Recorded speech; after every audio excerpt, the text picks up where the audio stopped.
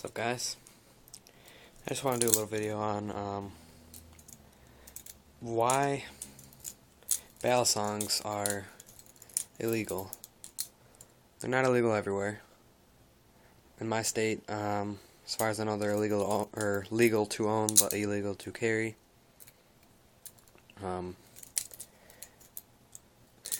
Yeah, and I honestly don't understand it. Like, why is this any more dangerous than that, say?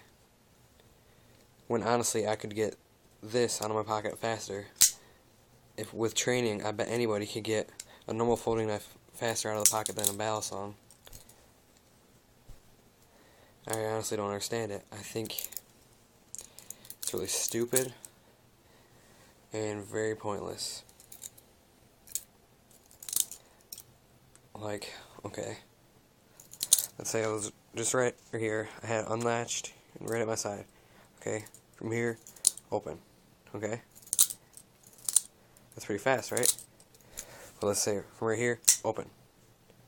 That's even faster. So I don't understand why. And this goes from completely closed, open, and completely locked. So that's not coming back out of my fingers very easy, at least. This, once you do that, do the fast draw, it's still not latched and could close or something happen, you know. I'm really mad at the old 50s movies or whatever that got people scared. Because in my opinion, this is no more dangerous than that. Or any other folding knife, for that matter. Or fixed blade. Obviously, fixed blade could do more damage than this, but fixed blades are more legal, generally, than balisongs. So, I just don't get it.